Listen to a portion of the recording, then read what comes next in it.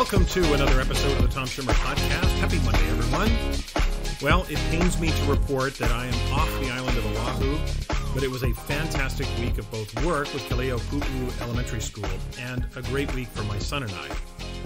Now, as far as my son and I are concerned, most of the time we just spent time together, at the beach after I get back to the hotel from my day of work, get back about 3 o'clock, sometimes 3:30, 4 o'clock. We'd head to the beach, and then we'd head out for dinner each night, and we were pursuing all week two things. First, the best Mai Tai, and two, the best coconut shrimp. I love both of those, and I almost have to have them every time I'm at a restaurant in Hawaii. We realized that the perfect Mai Tai would be a combination of the flavor from a restaurant called Lulu's, the tiki glass from a restaurant called the Hula Grill, and the presentation, the overall presentation from Tiki's Bar and Grill. Those are all restaurants in Waikiki.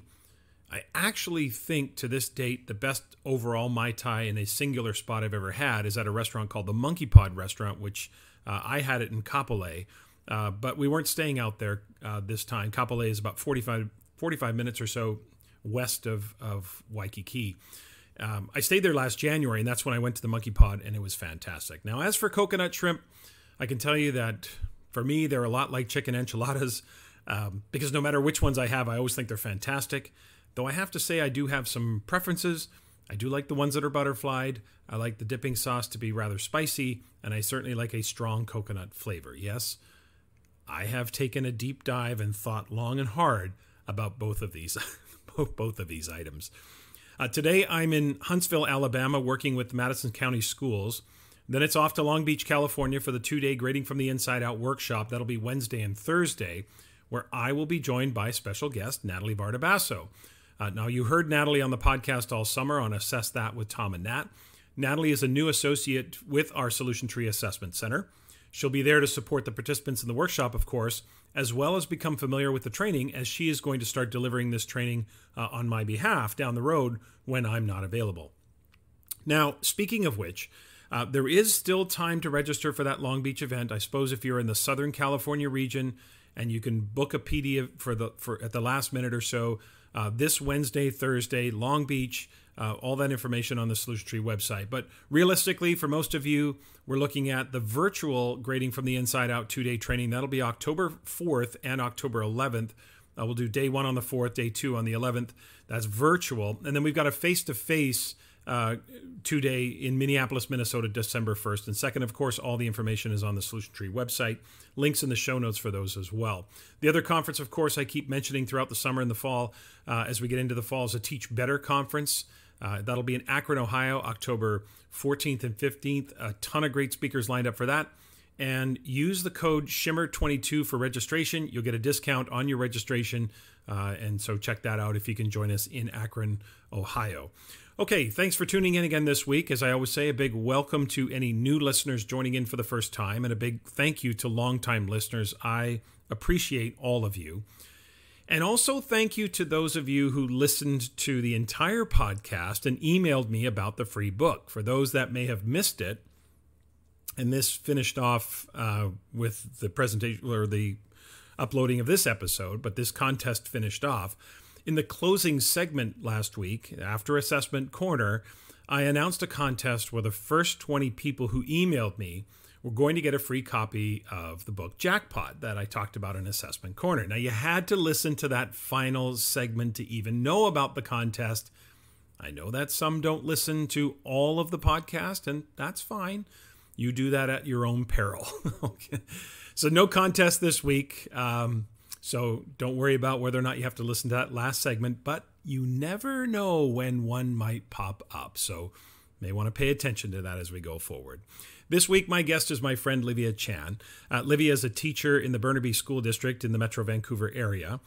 She's an author, a speaker, and the digital coordinator for the Teach Better team. So we're going to talk about that, but we're really going to dig into, most of our time, we're going to dig into the idea of building relationships, strong relationships with our students. And in Assessment Corner this week, I'm going to talk about the covering and assessing of standards and highlight for you what I think is the only hope teachers have in quote-unquote covering their standards.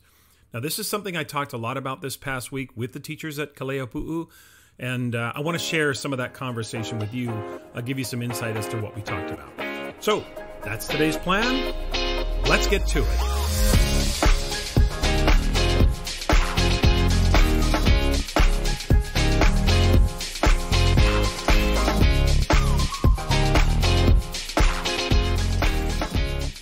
My conversation with Livia Chan is coming up, but first, don't at me.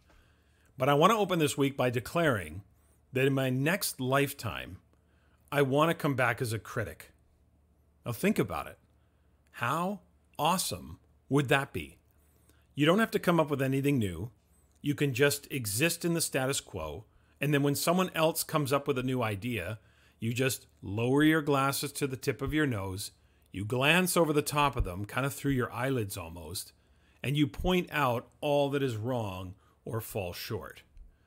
I mean, coming up with new ideas is hard. Being innovative takes a lot of energy and a lot of focus and a lot of determination. I don't want to do that. That's too much work.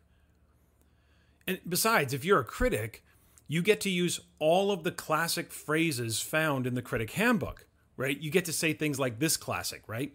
You know, in theory, that all sounds well and good, but in reality, that'll never work. Or this beauty. Yeah, I think we tried that back in 2002. It didn't work then, won't work now. Or this timeless one. Love this one.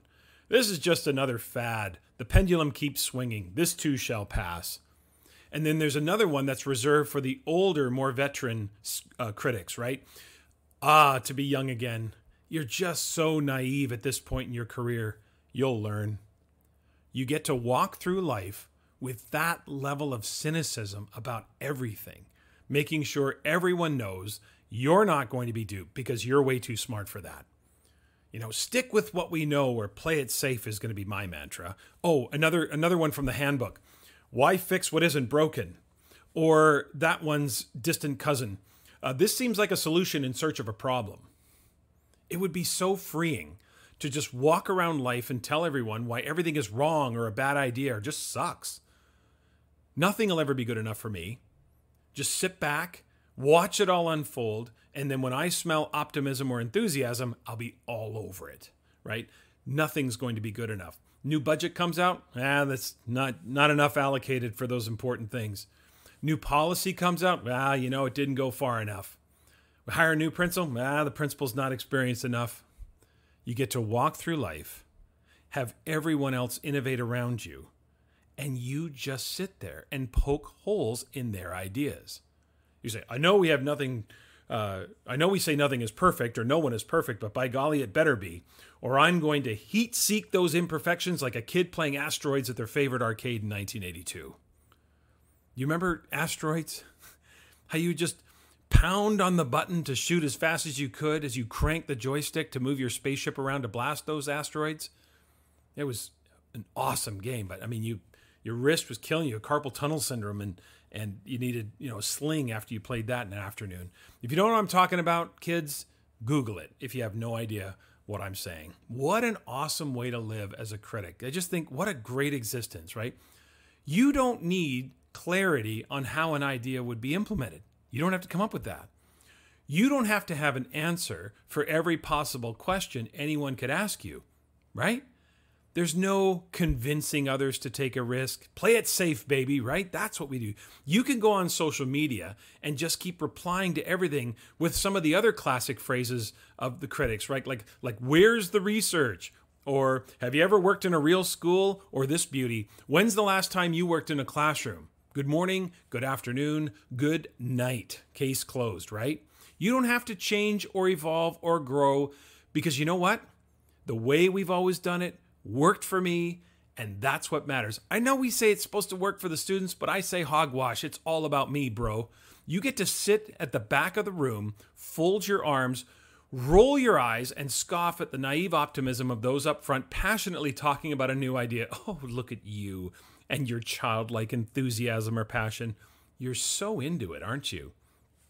You don't have to worry about an implementation dip. You don't have to worry about initiative fatigue because guess what? We aren't implementing shit in our context, right? None of it's going to work anyway, so why would we bother? I'm actually getting more and more excited about the prospect of being a critic now. I don't know if there's other lifetimes, but If there are, I just want to put it out there that I want to be born again as the most cynical critic the world has ever seen.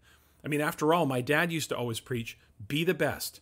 I don't care if you spend your life as a ditch digger, he used to say, but if you're going to be a ditch digger, then be the best ditch digger there is. So I'm going all in. Just wait until I get a hold of your new idea. I'll slice it up faster than the slap chop dices onions. Don't bring your optimism around me, because I'll rain on that parade immediately. Everyone will be so thankful they're working with me. People will love me. I mean, someone has to be the voice of reason, right? Someone has to remind the rest who the smartest person in the room actually is. And everyone knows when I come back as the critic, that will most certainly be me.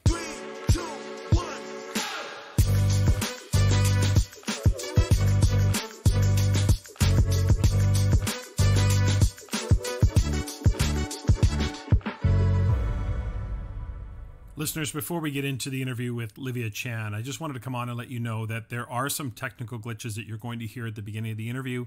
Just want to apologize for that. Apologize to Livia, apologize to you. It doesn't last forever. It lasts, maybe the first 5 to 7 minutes of the interview, and definitely gets better as we go along. So it's a little tough to listen to at times, but should be able to get through it. Anyway, let's hear from Livia. Here today for the interview is my good friend, Livia Chan. Livia is from right here in the Metro Vancouver area. Livia is a head teacher, author, blogger, and speaker, deeply passionate about community, leading with heart and positivity, and daily lifelong learning. She truly believes in the power of connections and loves building relationships, which is what we're going to focus on today. She's been an educator for over 24 years. Livia is also a member of the Teach Better team, of course, the podcast part of the Teach Better podcast network. She is the digital content coordinator for the Teach Better team as well. We're going to talk about that a little bit later. And Livia's motto is working together to better ourselves, each other, and the world around us. Livia, really excited to have you here on the podcast. Welcome. Thanks, Tom. I am over the moon to be here with you. I've been looking forward to this for a long time, and I'm just so thankful that you asked me to chat with you today. Yeah, love having you on. We've certainly for a number of years have been connected online, connected through the Twitter chats. We've connected through the Teach Better team, but it's been in about the last year where you and I, met face to face and had a couple of chances to socialize together in different settings. And I can really honestly and truly say that two things about you, Livia. One, we are friends, most definitely. And you are one of the kindest people I have ever met in my life. And certainly I think listeners, you're going to hear that as we go through. The kindness, the authenticity that comes from you, Livia, is really genuine. And I think people certainly appreciate that about you. As it's just a wonderful quality that you have. So before you're welcome for sure. And and I mean that. So before we dig in to the substance of our conversation today, I'd like you to fill in some of the details of your career. I highlighted a few things as we talked about that in the introduction, but walk us through different roles, the responsibilities you have. Talk a little bit about the arc of your career and how you've sort of ended up where you are today. Mm-hmm. Well, I actually never knew I wanted to be a teacher when I was young. So it wasn't until I was working at the health department that I started thinking, what else can I do in my life? And I think I always had one of those things in the back of my mind that maybe I wanted to be a teacher one day, because a lot of my friends went into teaching. And before I graduated, I made sure I had the courses in order to apply to go into the teaching education program. And so I approached my boss and said, can I start working part-time? Because I just want to explore this avenue. It's just tugging at my heart. And so I started going into the schools 2 days a week. And at the first moment that I walked in and started working with the kids, I just knew it was just, this is the path I was meant to take, and pursued that 24 years ago. And started teaching grade 2 and 3 for a number of years. Had a couple babies in the meantime, and to 2 different schools, but primarily taught grade 2 and 3, and absolutely loved it. Just so passionate about it. And over the years, I've had a lot of different opportunities. After that, I worked on our staff development team in learning technologies. So that's where we got to work on district projects and just try to support teachers in helping them develop more skills and understanding on how to integrate technology with curriculum. And so that was a great experience for 6 years. I actually worked with 27 different schools. That was kind of that I had the honor to work with the principals and the teachers and just moving them forward, and lots of team teaching opportunities and whatnot. And then because of budget cuts, I had to come back to the classroom, but I was really looking forward to that too. And so in the last 4 years, I've taught from grade 1 to grade 5. This year, I'm landing back at grade 2, 3. So I'm super excited about that. And I loved my experience in teaching grade 4 and 5 for the last 3 years as well. And because I haven't really been an intermediate teacher, but I love the age group as well. And when I had the opportunity to, and I just said, teaching intermediate is not really any different than teaching primary, because it's all about relationships.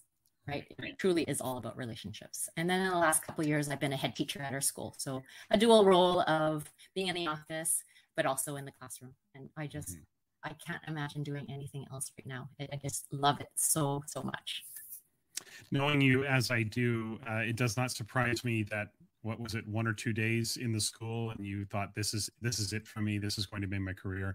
I've met very few people for whom teaching is the exact perfect fit for their profession than you, Livia. Would it be safe to say that grade 2 and 3 are your favorite? I know you'll probably never say it because there's things you're going to appreciate about every grade, but is grade 2 or 3 your favorite? I feel like that's kind of my jam. Yeah.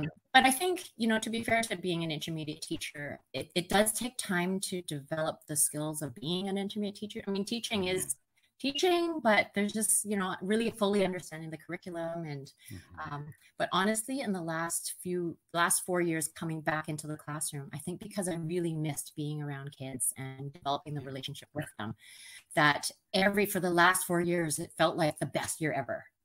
And I'm not saying that last year was better than the 4 years ago or the 3 years ago or 2 years ago, but every single year just feels like such a phenomenal year that I have the blessing to be around these phenomenal kids and work with the amazing families that I get to work with. And so I know we had the pandemic in there as well. And sometimes I feel a little bit bad because not bad, that's probably the wrong word, but just because I know a lot of other teachers have struggled. And so when I say like, I have just had the best years ever, it just, it sometimes is harder to say to some people. That's all. For sure. Just a point of clarification, listeners, for those of you outside of British Columbia, Livia's reference to primary or intermediate. In British Columbia, our K-3 program is often referred to as the primary program. We don't have universal configuration, so some elementary schools will be K-5, some will be K through 7, the intermediate program being grades 4 through 7, just to give you a point of reference in case those terms were unfamiliar to you. Now, as we've talked already, Liv, if there's anything I know about you, and you've mentioned this, you believe strongly in the importance of building relationships with your students. So I want to get really granular and specific and ask you what for you are some of the most effective strategies teachers can use to establish and sustain long-term positive relationships with their students. I think everybody understands relationships are important and they matter, but how do I do that? What are some of the specific things that you do to build those strong relationships with your students? And thanks for asking that question. But I feel like before I really get into answering your question, there are some things that I need to share to help people understand where I come from. And so like sometimes, when people are asked that, I think they think of the activities, like what are the things that you actually do? But, and I think for a lot of people, we all know how to build relationships, right? But like, what's the difference? Like, what is the how and what is the why and all that? And so I'd love to just kind of start off with some background and just kind of, where I come from.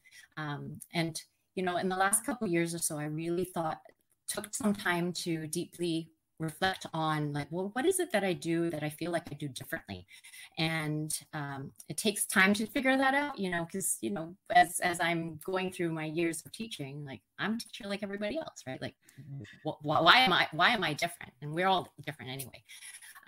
But I really believe that it truly begins with your thoughts, right? About my thoughts and ideas about relationships. And to me, I feel like what comes out of our mouths and my actions are all governed by what I think and what I believe about things, right? And so 2 years ago or so, I started to really, especially with the pandemic, like I think overall, a lot of us started to really find gratitude in a lot of things because we couldn't do this and we couldn't do that, right? So you start to really appreciate some of the more simple things. And so one thing that I was able to do was to really start seeing these basic things as gifts. And relationships was one of them, right? Because we couldn't see each other face to face and whatnot. And so when I started thinking about, I guess, what are the things that really important to me in terms of relationships, there's really 4 things. One, it starts with like, you just really have to know what you believe in, right? And so for me, it's like, what's the lens that I look through every morning when I am interacting with other people and even with myself? And so I start with seeing relationships as gifts. That people are gifts to me that who I treasure. And so just like, when somebody gives me a gift, it's something like, wow, you've given me something. It's something that makes me feel happy. I treasure it. But when I started seeing relationships as gifts, then it's like, wow, I get to have a relationship with this person and that person. And so I started to see the time that we had as a gift, right?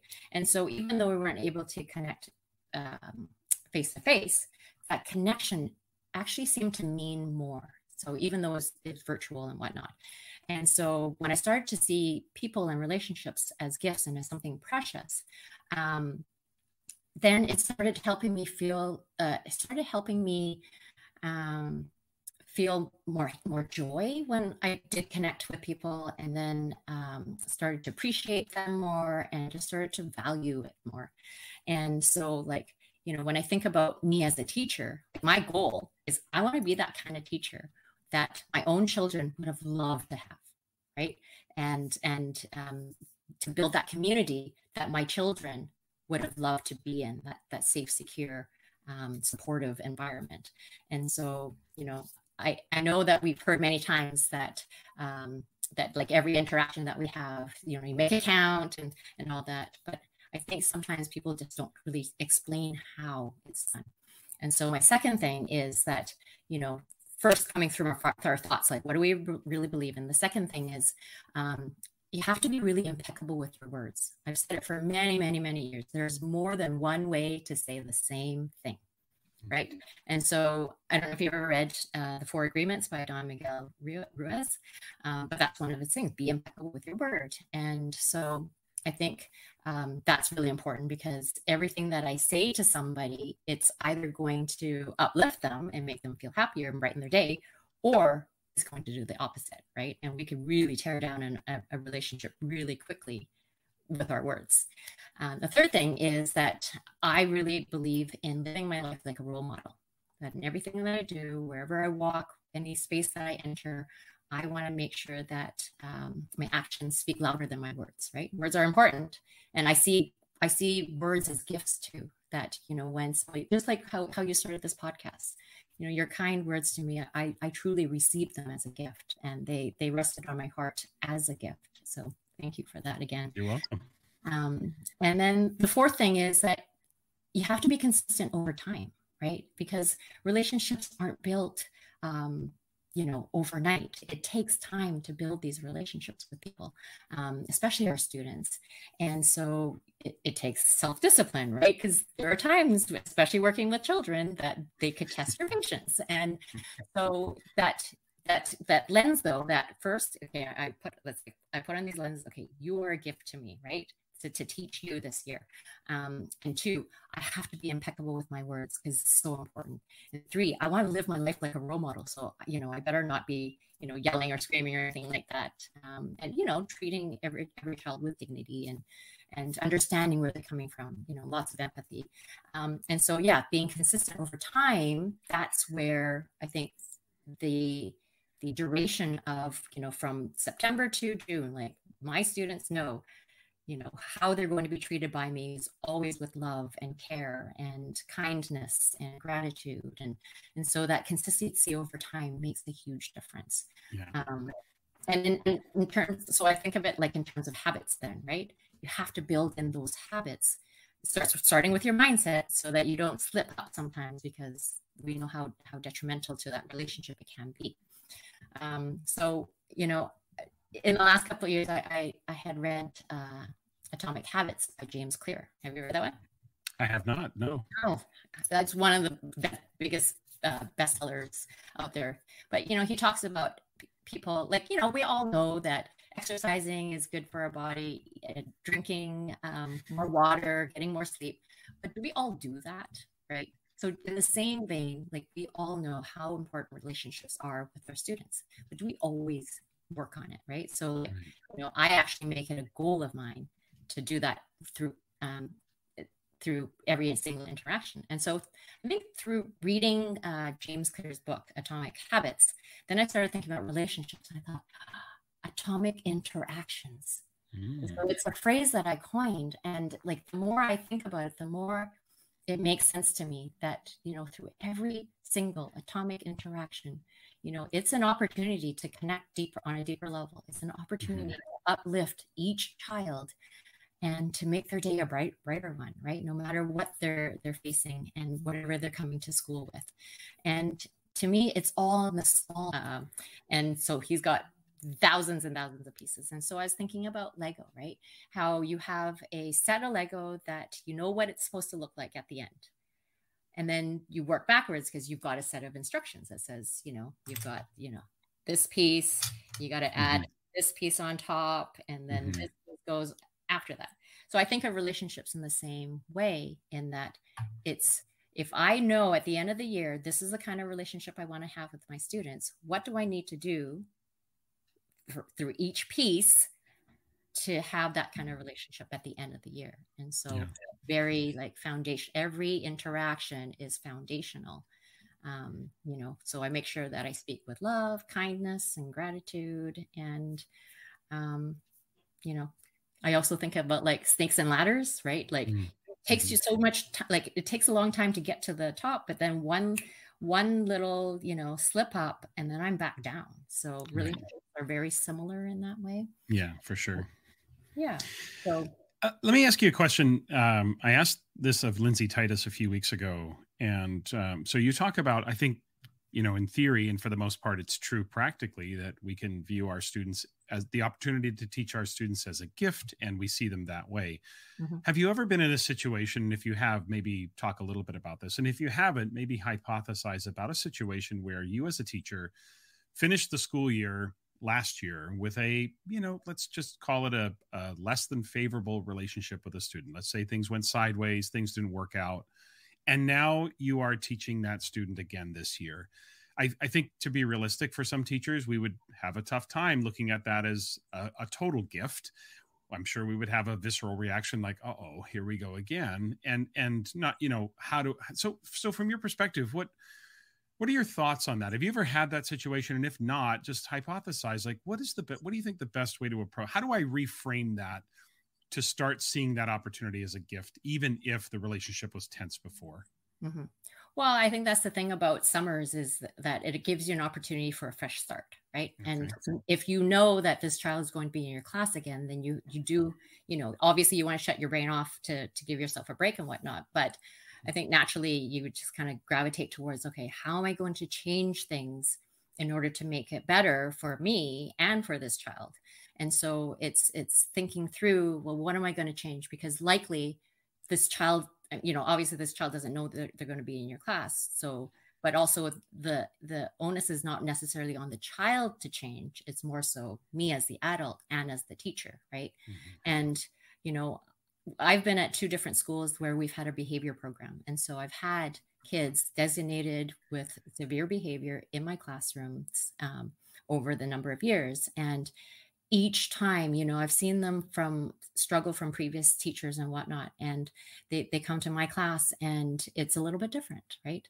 And honestly, I'll I'll say to anybody, it's because of the relationship that we built, right? And it's because of the times when they are struggling. And then it's, you know, what do you do to help them come back to the classroom, and, you know, that bit of restitution, and like, you know, how do they come back and, you know, carry on, right? And so a lot of times it's hearing from them. It's, you know, having those hard conversations with them and say, hey, you know, this is what happened, but, you know, not that we can fix what's happened, but we can make better the next time, right? And so it's focusing on the positives. You know, anytime that they are doing something positive, it's, you know, and like, honestly, Tom, every single time it's been better. And so, you know, when you hear from them and get their input, it makes a big difference. And then the times where, you know, normally, given the situation, they would flip their lid and, you know, toss a chair or what have you. But then that time you're like, hey, it didn't happen this time. That's when you go, hey, buddy, you know, I noticed that normally, like last month, this would have made you really upset and frustrated. But did you notice that this time you were able to handle the situation? Then they start recognizing, like, hey, yeah, right. And so it's again, it's noticing those times that they don't flip their lid when they normally would, and recognizing all of that. And along the way, really just like, you know, why is it that these kids are the ones that are hardest to love, right? Well, they need a lot of love, and they need a lot of patience and all the kindness. And, you know, sometimes these kids aren't appreciated either, but there's so much to them that you can appreciate, and so many ways that they can shine. And so helping them find ways that they can shine and contribute to the community and be leaders. They have leadership qualities too, right? When you look at, you know, if you ever Google what leadership is, there's so many qualities that this child also has. So how do you bring that up and into the forefront where they feel like they are part of your community? And that goes such a long way, right? Yeah, I love that. So many great nuggets there, Livia. First, I love the idea of look in the mirror. How am I going to be different? You know, how am I going to change the circumstances? And again, the younger the student is, the more responsibilities on the adult. But I would say the responsibilities on the adult, even if they're in high school. Yep. Obviously, the student has to own their behavior as well and their actions. But I love that idea, and the acknowledgement and the nurturing of the illustrating to the student the growth that they've made. This, hey, before this would have really caused you some challenges. I noticed. Did you notice? And it starts to give them confidence that they can navigate through those ups and downs for sure. For sure. Yeah. So can we connect relationships now? And again, this is something that I think gets, again, talked about a lot, but I'd like to sort of get specific on what your experience has been. Strong relationships and academic performance. Obviously, you know, as we just were talking, if there is a less than favorable relationship between the student and the teacher, then that's going to probably have a negative impact on the student's academic performance, because there is no academic silo. We're dealing with one student, one child, one teenager, one adolescent, etc. Now, so I think it's safe to assume that if you have a positive, strong relationship, that's going to have a positive impact on students. And since, of course, the primary purpose of school is learning, I'm wondering if you could talk specifically about the residual impact that strong relationships have on student academic performance, student academic success. What do you notice about your students when that relationship is strong? What is the residual in terms of their academic success and performance? Well, I truly believe it goes such a long way, because, you know, when you think about the relationship that you build with the child or each student, the more you know them, the more that you can bring in their interests and their passions. And we know that, you know, even for something simple like writing, I mean, teaching writing is not simple. That's not what I mean. But if we're getting them to write about something and it's not anything that they're interested in, over time and time again, it's so hard to get them to write. But when you are able to recognize their strengths and the areas that they need to grow in as well, right? And by really getting to know them and then offering them choice and voice and saying, okay, so this is the the learning goal that I want you to reach, but there are many avenues to get there, right? And so when you can allow them to write about what they're interested in or passionate about, then they are more motivated to write and more engaged in what they have to do, or more that you've asked them to do. And so that goes a long way, right? Because if they're not even producing like good work, then you're marking something that they didn't put their heart into, right? They're doing it for the sake of doing it, right? And so I even go as far as saying to the kids, like, if I forget to offer you choice and something comes into your mind that says, hey, can I do this instead? I always say, please just come to me and ask. And I've had kids do that. And, I'm one person that's trying to come up with these, fun, phenomenal activities for them to learn from. But it's hard for me to take into account all these 25 or 30 kids, different interests all the time. So I welcome that. And I've had kids come up to me to say, hey, can I do this instead? And, sometimes there's a bit of a negotiation, right? Because if it doesn't quite fit, but every single time they've actually knocked my socks off. And it's incredible. And, when I think about assessment too, like we've had conversations about this, about how like the effectiveness of our assessment really, it can't be so effective unless we have that relationship with them, right? And it's all in the, how do I share the feedback with the students? How receptive are they to listen to the feedback that they receive and actually do something with it, right? And they have to be willing and open to taking that and growing further. And so it's like such a beautiful blend, and it's almost like a dance of, a little bit more from me, a little bit more from them. And then we work together in helping them move forward towards the goals that they've either set themselves or we've kind of co-created, or, and again, is like, it goes right back down to the basics of those atomic interactions. And it's like every day, you think about from the time that you see them, like that morning greeting, right? And it's not even like, when I think about the greeting, it's how you greet them, right? Do you light up when you see them? How big are you? Like when I greet my kids, like I have big arms and I'm like, oh, happy to see you, right? Big warm smile, this kind of smile that reaches your eyes, right? I greet every single child at the door every single day. And, smiles go such a long way, right? And then even at lunch, when I'm leaving the room, I'll say goodbye to them, or I'll say, I love you as I'm walking out, or, and end of the day, I'm reminding them how much I love them, how much I appreciate them. I write a morning message, right? And reminding them every morning, like it'll say to them, remember how much I love and appreciate you. And so, when kids feel seen, valued, heard, loved, appreciated, they want to, work hard, right? And then obviously if you're including their interests and their passions, it goes such a long way to making that relationship effective. For sure. Yeah. Those relationships, when you're talking about assessment and feedback and all that, you just remind me of something I talk about a lot, is the emotional side of assessment and the impact it has. When we have a strong relationship, I trust you. A student will trust their teacher. Being vulnerable, that you can push them. You can, the feedback will be they'll be more receptive to it.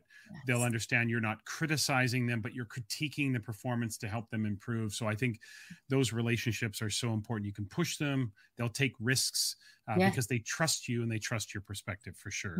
And they know that you're there to support them, that you have their best interests at heart. Yeah, and absolutely. Because you care, they can feel how much you love them, and they can feel how much you care for them, and they can feel how much you want them to succeed. Right. I do know, I'm sure some middle school and junior high and high school teachers might do that, but I think a lot of high school and junior high teachers and middle school teachers are probably envisioning the eye rolls and the shakings of the head if they were to send students off with an "I love you," but they do love their students. They just express it in maybe a different way than you might with a second grade student. That's for sure. But all kidding aside, it's not so much, for students who are older, it's not so much about what you say, but it's the actions. It's those day-to-day actions. It's the Lego, as you talked about. It's the day by day. It's the minute by minute. It's how we build those relationships over time, and our actions will speak louder than our words, as the expression goes. I want to shift our focus kind of as we start to finish up here on the relationship, because I know something you also think about is the relationship we have with ourselves, and specifically the idea of being kind to ourselves. I think educators, I don't know if this is unique to education, but I know that educators are notoriously tough on themselves. The job is never done.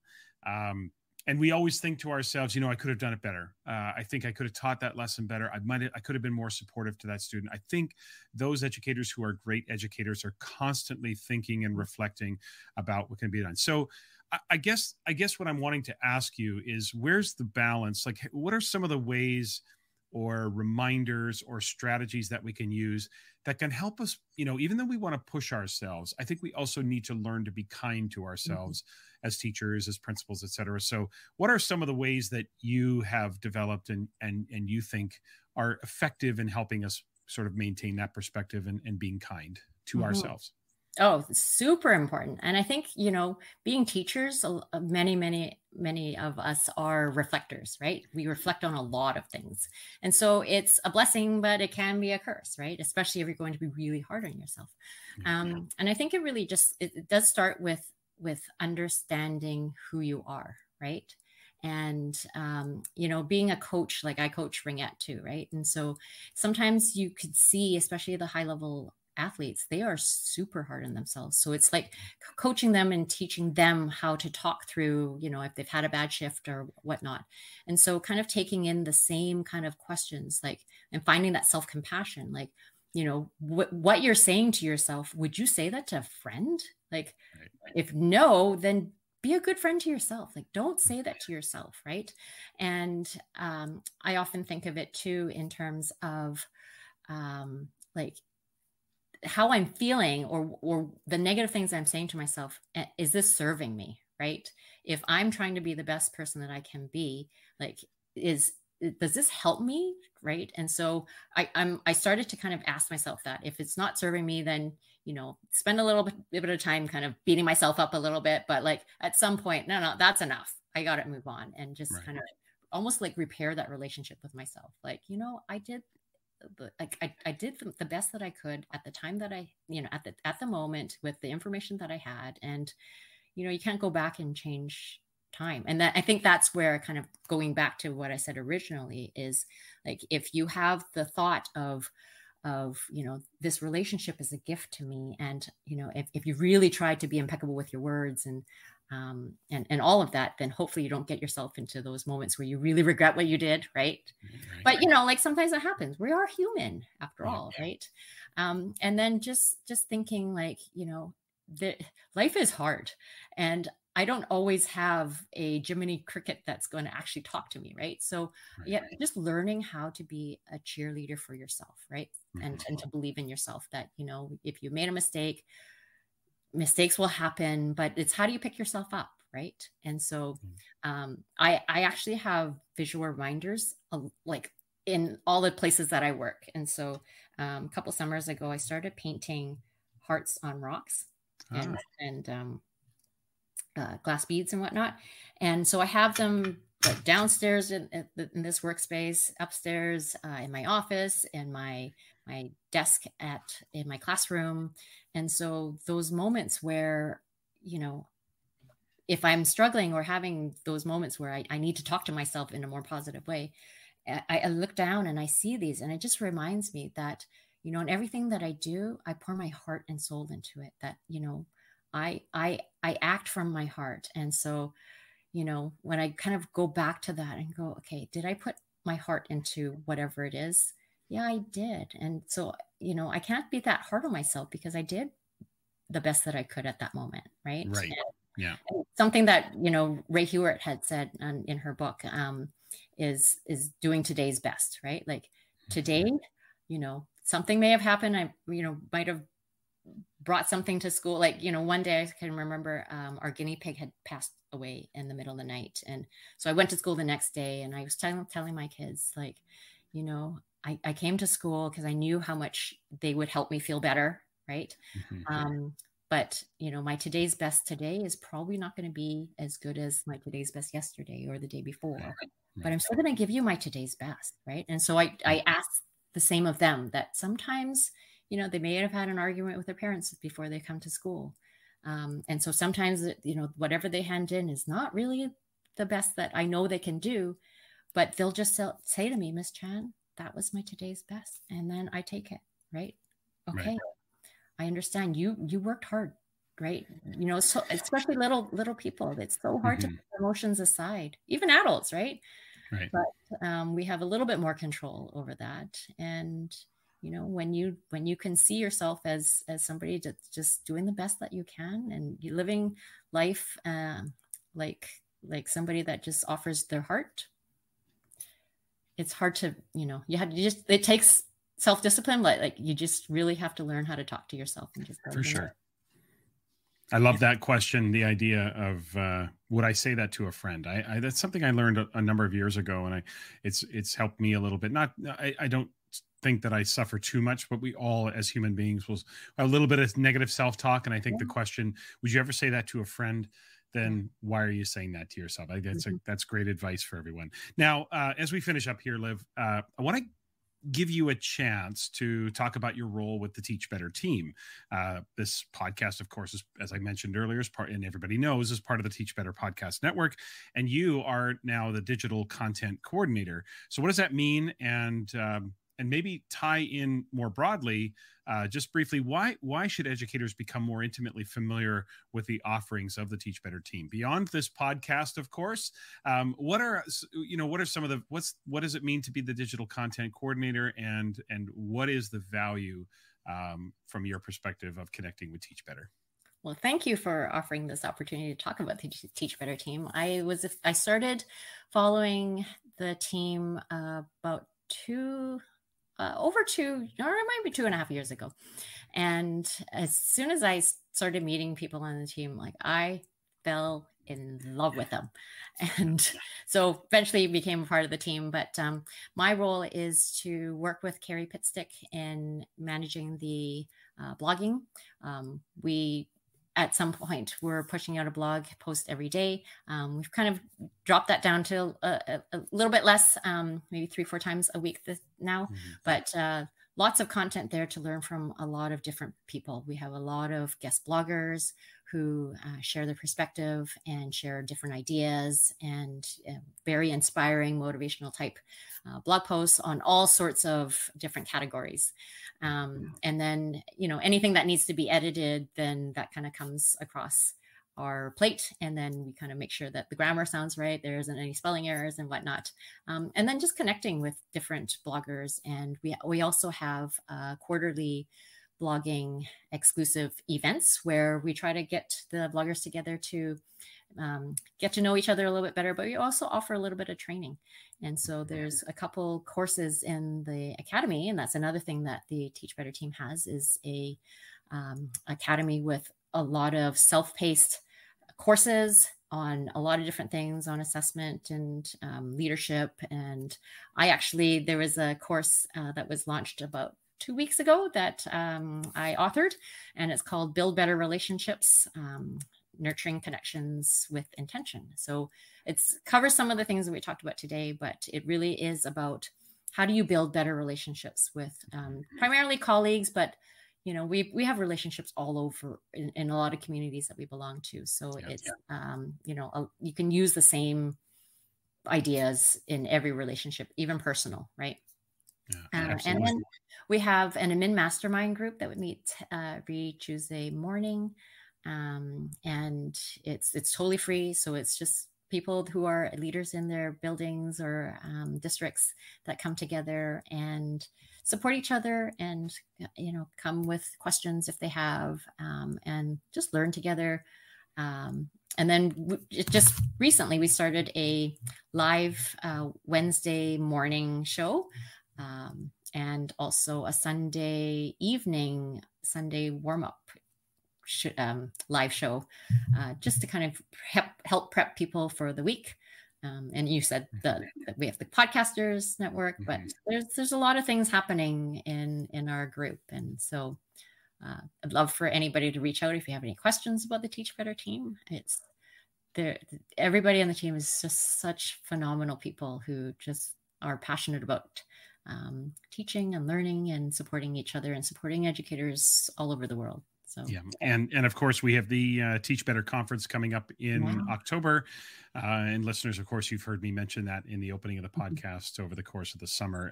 And listeners, I have to say, if you have not spent any time on the Teach Better website, I would really encourage you. The offerings are incredible. There's just so much there for you to consume. A lot of it's free. And a lot of great opportunities to connect with people. So, and Liv, you are a great addition to that team for sure. And certainly as an ambassador for the network and now the digital content coordinator, making a difference in how that content is received by everyone. I've got 2 questions left for you, Livia, as we finish up. These are 2 questions I ask everyone who comes on the podcast. And here's the first one, and you can take this in any direction you want to. But the question simply is, educationally speaking, what keeps you up at night? Well, when I think about when I'm trying to go to sleep, quite often it's the kids that we're not necessarily meeting all of their needs, right? It's the kids that struggle. We talked about some of the kids earlier. And when I think about it, I personally, it's the kids in my class, but also now as a head teacher, there are other kids in the school that I kind of have relationships with, right? And so, how do we make school better for them? Like, for some kids, how do we make school a place where they want to come? Because some of them don't, right? And how do we make it a place where they want to learn and support them? So I often think it's like, when we say all means all, like, how do we really make that happen for these kids? I think about how we really just need to be relentless, right? That, talk about square pegs or round pegs and square, I don't know, you know what I mean?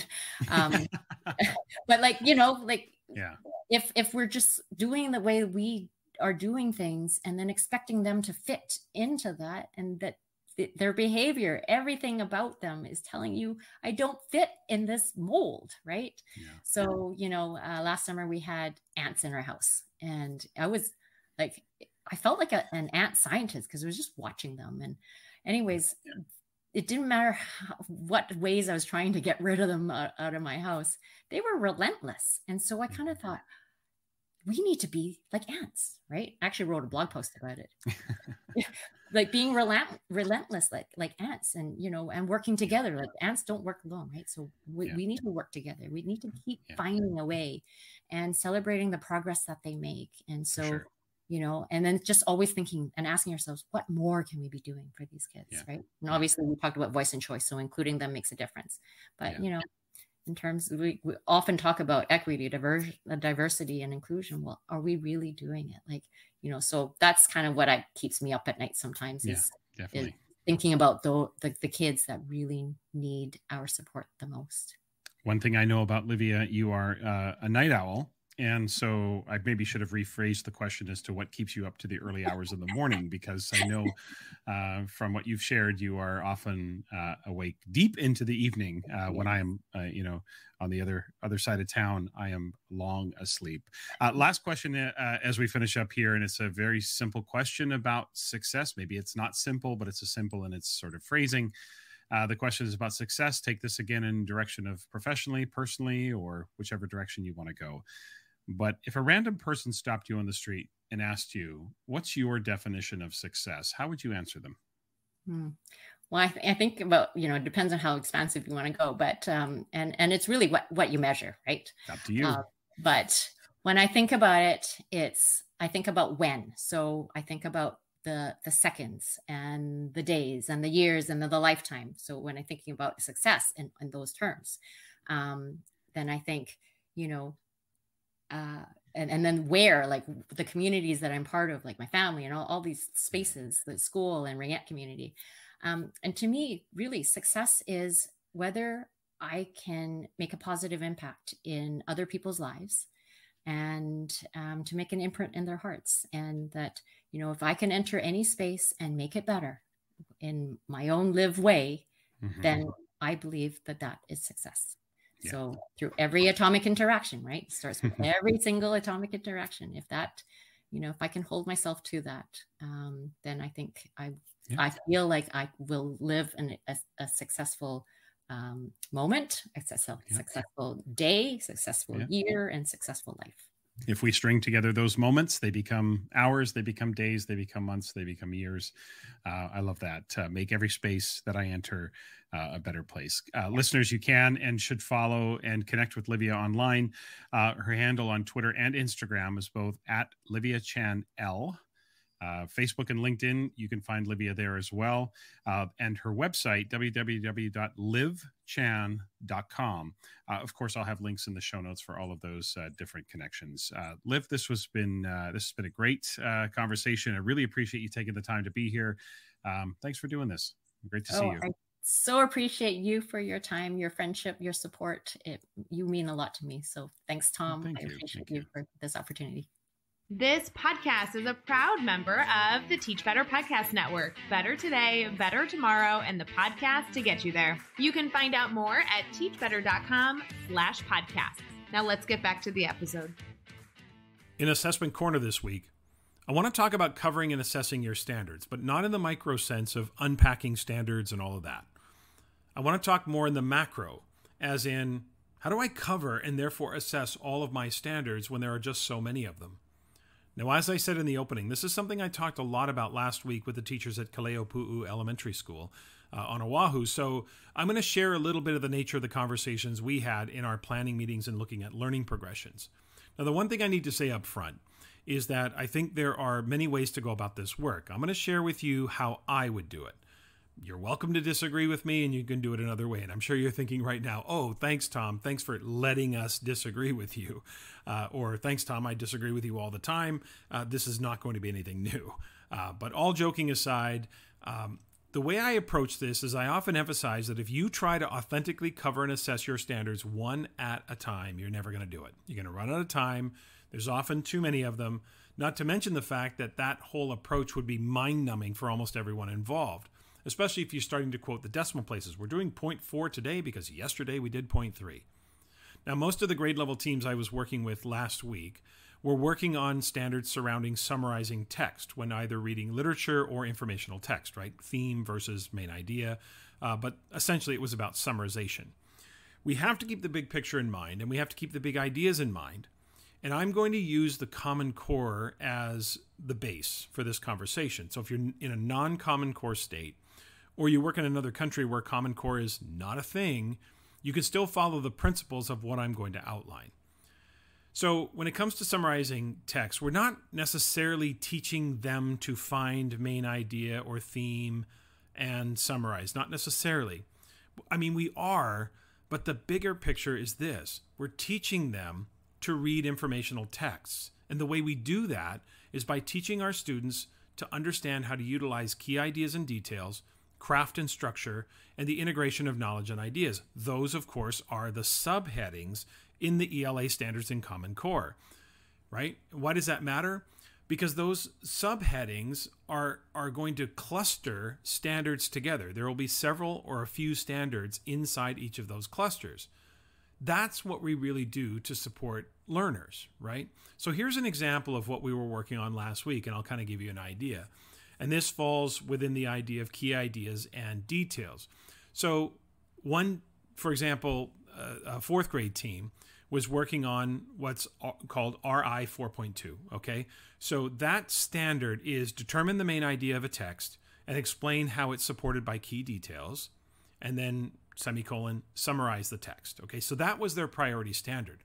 But in the cluster of key ideas and details is 4.1, which says, refer to details and examples in a text when explaining what the text says explicitly and when drawing inferences from the text. And 4.3 says, explain events, procedures, ideas, or concepts in a historical, scientific, or technical text, including what happened and why, based on specific information in the text. Now, I know this is sounding a little technical, but I think this is really important to go through from an assessment perspective. So essentially, 4.1 and 4.3 are built into 4.2 from the teacher's perspective, because they've prioritized 4.2. So 4.2, summarizing text, determining main idea, becomes my assessment focal point in terms of the gradations of quality in my rubric. So you build your criteria for the summary, which can include elements of the supporting standards, 4.1 and 4.3, or you could build a rubric for key ideas and details. But I would not try to create a separate rubric for every single standard. I'm not going to have a rubric for 4.1, a rubric for 4.3. They are going to be part of the learning progression leading to our focus on 4.2. Now, you might decide that 4.3, explaining events and procedures and ideas, is your focal point, and that's fine. You could do that too, right? But let's go back to the standard, okay?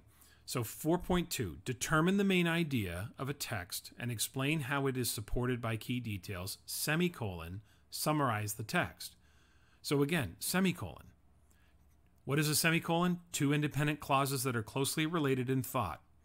So it really becomes, the standard becomes, determine the main idea so that you can summarize the text.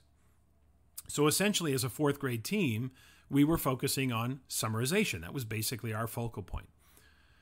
So for me, there is a real practical in terms of time and theoretical, not seeing the standards as separate silos. There's real reasons to do this, right? Prioritize the standard of emphasis and use the other standards within the cluster, the key ideas and details, as supporting standards. Okay, so to me, it's looking at them more in totality and saying, what is our assessment emphasis? And the other two then become the supporting standards. Now, here's the second key point I want to emphasize with this. The standard 4.2, okay, the idea of determining main idea and explaining how it's supported by details, summarizing the text, makes no mention of the format of the assessment. Now, yes, the method is probably determined. In this case, you're going to use a constructed response, likely, because of the nature of the standard. But it does not say it has to be in written form. But let's just, for argument's sake, say the demonstration is in writing. There's a seamlessness with which you can include writing standards in this experience. The writing standards may or may not necessarily be the standard of emphasis. It definitely could be. But if they write, it's not like you can unread what they wrote.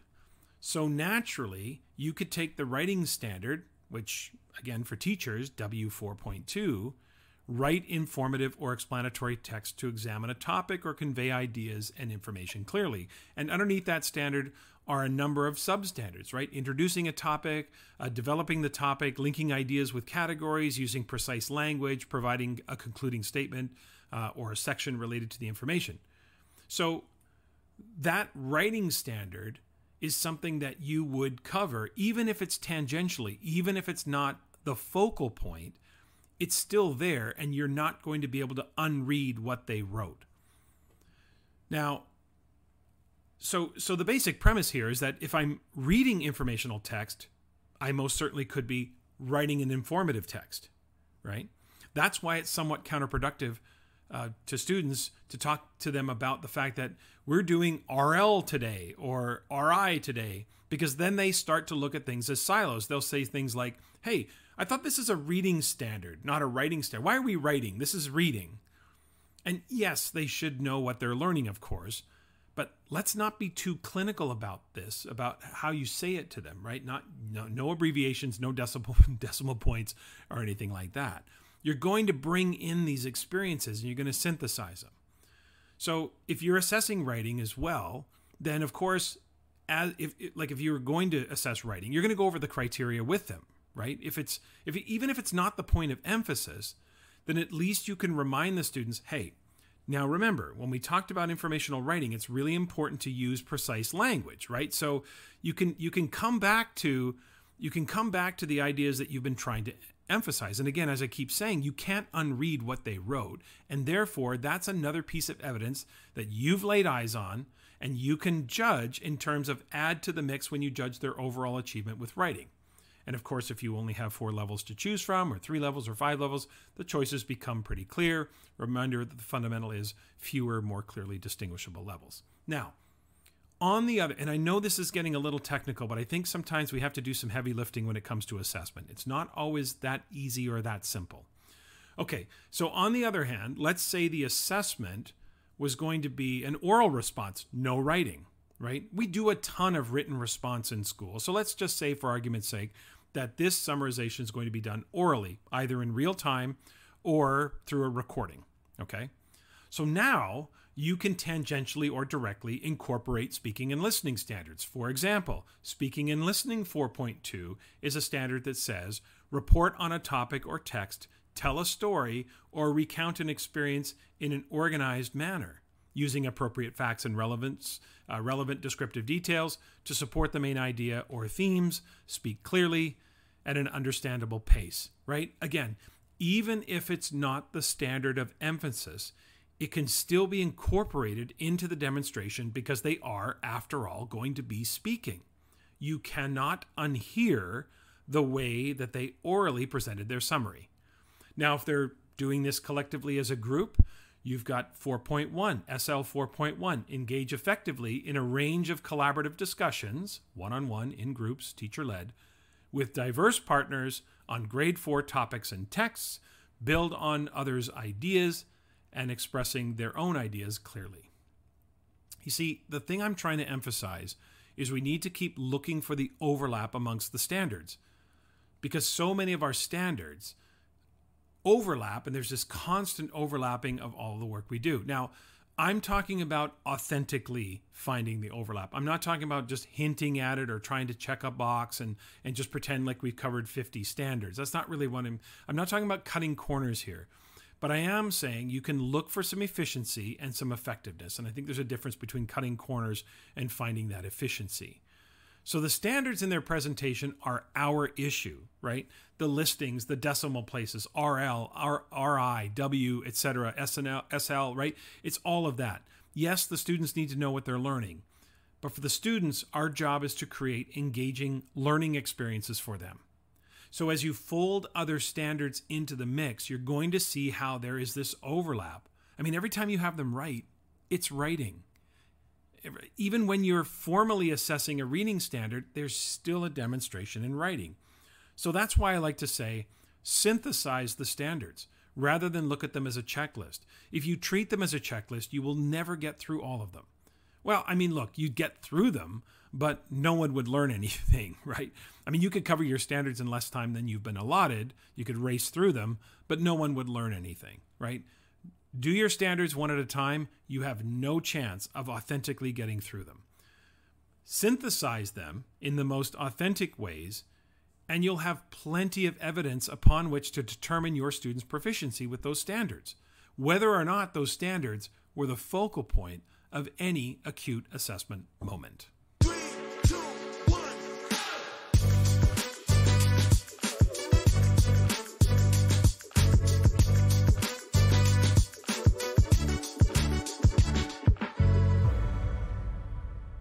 Okay, that's it for this week. Remember to follow the podcast on Twitter, Instagram, Facebook, YouTube, and TikTok. You can also email the podcast, tomschimmerpod@gmail.com, if you've got questions for Assessment Corner or any suggestions or feedback for me about the podcast. And a reminder to check the show notes for the links for the upcoming professional learning events this fall.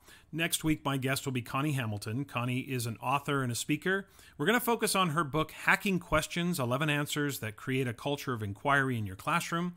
So that'll be the focus of our conversation next week. Please subscribe, rate, and review the podcast, especially on Apple Podcasts. But of course, a rating and review on any platform will help grow the podcast reach.